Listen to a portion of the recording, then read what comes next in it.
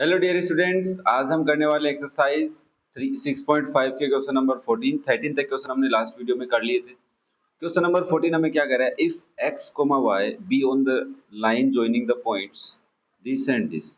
मतलब अगर ये आपका पॉइंट ए है और ये पॉइंट बी है तो इस लाइन को ज्वाइन करने पे जो लाइन आएगी उस लाइन पे कहीं ना कहीं x, y है। ठीक है, prove that x plus Y plus 2 is 0। अब सबसे बड़ी प्रॉब्लम है सर, ये जो पॉइंट है ये कहाँ है। ठीक है ना। अब लाइन ज्वाइन करने पे तो कहीं पे भी हो सकता है, तो इसका मतलब रेशियो तो गिवन ही नहीं है अपने को। मिड पॉइंट गिवन होता तब अलग बात थी, तो हमें रेशियो गिवन होना चाहिए था या फिर मिड पॉइंट बताना चाहिए था। तो अब क्या करोगे बताओ।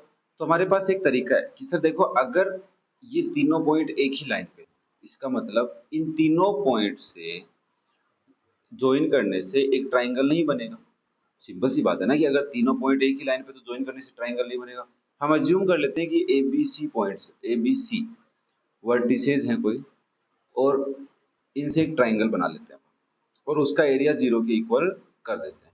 क्यों कर देते हैं? क्योंकि points are collinear. Since A B C are collinear as per question, तो इसका मतलब area of triangle A B C 0। तो आपने कहा सही बात है। तुमने कहा एरिया का फॉर्मूला क्या होता है, हाफ मॉडुलस x1। तो अब मैं ए बी सी यहाँ लिख लेता हूँ 1 कोमा -3 -4 2 x y। ठीक है, तो आपको x1 y1 भी लिखूँ क्या? चलो यहाँ लिख लेते हैं। x1 अपना 1 है, x2 अपना -4 है और x3 अपना x ही है। y1 अपना -3 है, y2 यहाँ पे 2 है और y3 क्या है यहाँ पे y। ओके, चलो फिर वैल्यू पुट करते हैं। x1 y2 y3 plus x2 y3 y1, तो प्लस हो गया ना, plus x3 y1 y3 is 0। और हमें ये प्रूव करना है कि ये वैल्यू ऐसे आएगी। तो चलो इसको सोल्व कर लो, हाफ 0 के पास भेज दो। ये पहला ब्रैकेट हो जाएगा 2 - 1 plus minus minus 4y -12 minus, ये माइनस के 5 होंगे तो माइनस के 5x, है ना, इक्वल्स टू 0। तो -y और -4y हो गए माइनस के 5y, ये 2 और -12 माइनस के 10 माइनस के 5x 0। सब में से -5 कॉमन ले लो तो क्या बचेगा, y plus 2 plus x is 0। तो इसका मतलब क्या, मैं ऐसे लिखता हूँ x plus Y plus 2 is 0। क्या प्रूव हो गया? यही प्रूव करना था। मतलब मैं इसलिए इस बात को बता रहा था कि दो पॉइंटों के ज्वाइन करने, क्योंकि तुमने कोऑर्डिनेट ज्योमेट्री चैप्टर पढ़ा है तो डाउट आ सकता है कि सर ये क्वेश्चन कैसे अटेम्प्ट होगा। तो तुम्हें एरिया ऑफ ट्राइंगल का कॉन्सेप्ट भी याद रखना है कि उससे भी हम ये कॉन्सेप्ट प्रूव कर सकते हैं। क्या बात समझ में आई? चलो नेक्स्ट क्वेश्चन देखो, क्वेश्चन नंबर 15। क्वेश्चन नंबर 15 तुम्हें कह रहा है find the value of k if the points are collinear. Points collinear है मतलब ये a वर्टेक्स ले लेते हैं, b ले लेते हैं और ये c ले लेते हैं, तो एरिया ऑफ ट्राइंगल इज 0। तो यहाँ पे मैं x1 की वैल्यू लिखता हूँ k, x2 तुम्हारे पास है 6 और x3 आपका क्या है -3, y1 क्या हो जाएगा 3, y2 हो जाएगा -2 एंड y3 क्या हो जाएगा 4। तो half x1 k -2 -4 plus 6 4 -3 plus -3 3 plus 2 is 0। ये सुनो 0 होगा ना, तो हाफ 0 के पास चला जाएगा, तो यहाँ से आएगा k into -6 plus 6 into 1 plus -3 into 5 is 0। तो होगा -6k प्लस 6 और -15 इज 0। तो -6k -9 इज 0। तो ये आएगा 6k इक्वल्स टू प्लस -9, क्योंकि यहाँ से देखो माइनस, चलो +9 हो जाएगा या -6 आएगा बस। अब k की वैल्यू क्या आएगी 9/-6 और जिसको तुम बोल सकते हो -3/2। k की वैल्यू क्या आ गई -3/2। क्वेश्चन नंबर कौन सा है रे बाबा, 15, एकदम सही है। ठीक है, k की वैल्यू क्या आ गई -3/2। मॉडुलस का साइन यहाँ से रिमूव कर दिया। क्यों कर दिया? देखो भाई साहब, जब भी एरिया है तो मैं ऐसे बोल सकता हूँ कि ये जो 0 आया होगा ये +-0 आया होगा। तो अब एक ही बात है, +-0 लगाओ कि नहीं लगाओ, है ना। मॉडुलस का साइन दो वैल्यू देता है मानता हूँ, तो ओवरऑल आंसर दो आएंगे होंगे ना, वो भी तो अपन सोच सकते हैं। ठीक है, चलो नेक्स्ट क्वेश्चन नंबर 16 देखो बेटा। Find the value of k if the these point are the collinear. Same question है। चलो यहाँ पे k लिखा हुआ है, ये भी ध्यान रखना होगा, है ना।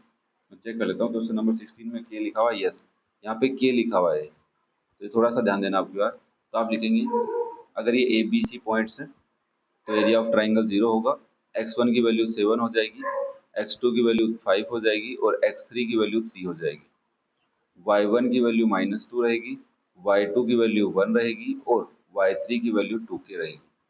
तो हम एरिया निकालेंगे तो half 7 into 1 minus 2k plus 5 into 2k plus 2 plus 3 into -2 minus 1 is 0।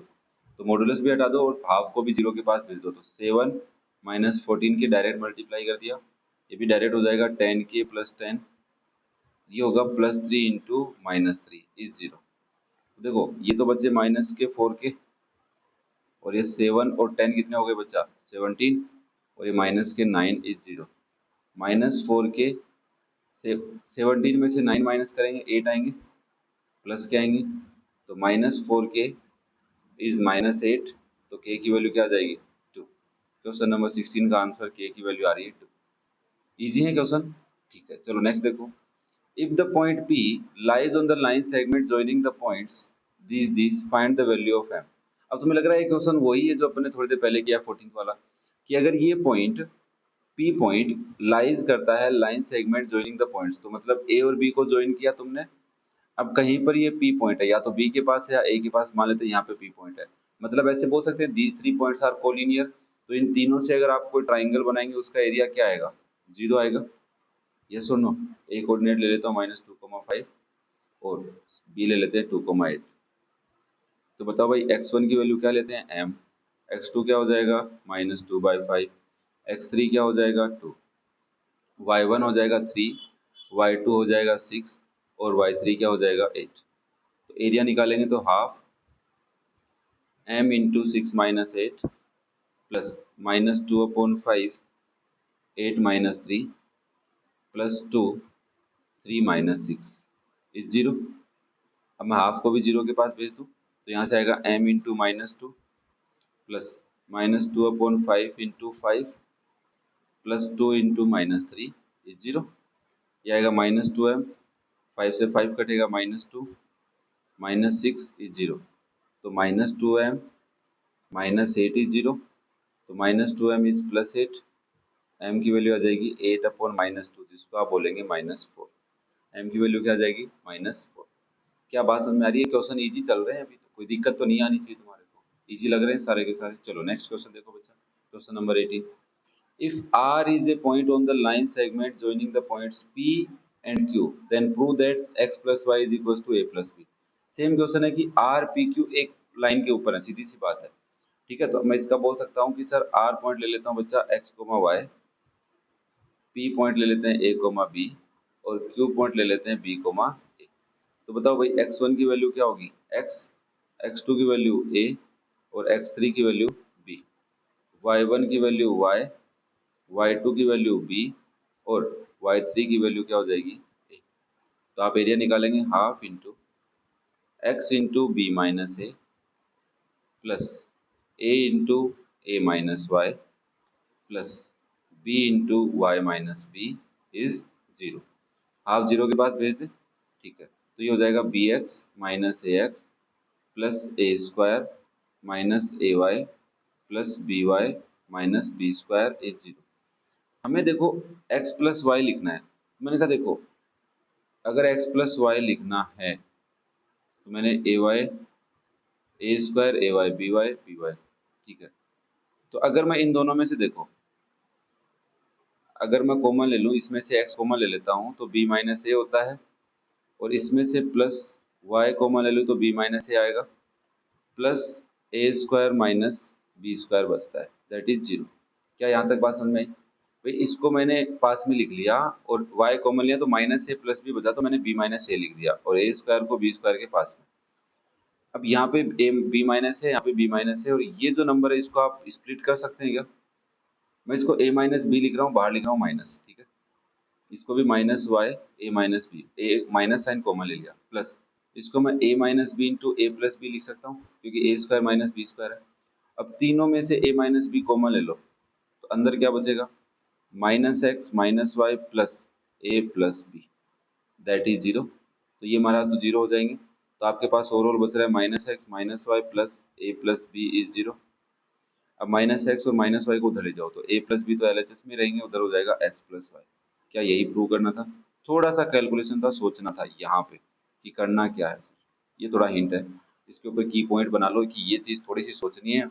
x की टर्म अलग रखनी है, y की अलग। तो मैंने कहा x और y एक जगह रखने हैं, तो कॉमन लेके देखते हैं कुछ हो रहा है कि नहीं हो रहा। ठीक है, क्लियर है सबको? चलो फिर नेक्स्ट देखो बच्चा, question number 19। Find the value of k if the points are collinear. कितना सिंपल सा क्वेश्चन है, एकदम सिंपल है। चलो ट्राई करो, फिर मैं भी करता हूँ।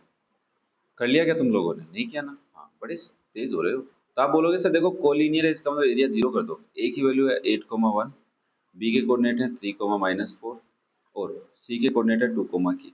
तो सिंपल सी बात है, x1 हमारा हो गया 8, x2 हमारा हो गया 3, x3 हमारा हो गया 2, y1 हमारा हो गया 1, y2 हमारा हो गया -4, y3 हमारा हो गया k। तो हम क्या करते हैं, एरिया निकालते हैं। तो हाफ 8 इंटू -4 के plus 3 into k -1 plus 2 into 1 plus 4 is 0। तो ये हाफ तो 0 के पास चला गया। 8 को अंदर मल्टीप्लाई करेंगे तो -32 -8 के, इसको भी अंदर मल्टीप्लाई कर लो 3 के -3। ये होगा 4 + 1 5 2 ज़ा 10। ठीक है बच्चों, इज 0। अब क्या करें, 8 के और 3 के को सोल्व किया तो -5 के आया। यहाँ से ये हुआ -35 और ये हुआ +10 इज 0। तो -5 के -25 इज 0। तो -5 के इज +25। तो यहाँ से k की वैल्यू क्या आ रही है बच्चा, 25/-5 दैट इज योर -5। तो आंसर आ रहा है 19 का k की पावर वैल्यू -5।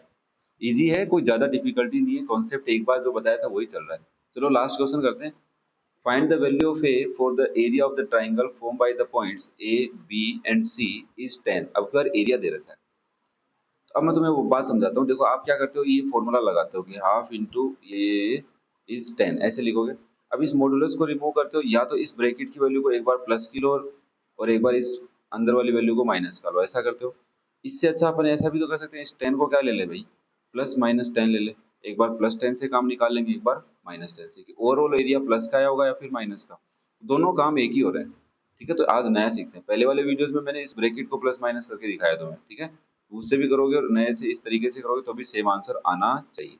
चलो सबसे पहले हम बोलेंगे कि सर देखो x1 की वैल्यू है a, x2 की वैल्यू है -2 और x3 की वैल्यू है 3, y1 की वैल्यू है 2a, y2 की वैल्यू है 6 और y3 अपना है 1 और एरिया 10 है। तो हम फॉर्मूला लगाते हैं, half modulus a 6 - 1 plus -2 1 - 2a plus 3 2a - 6 is 10।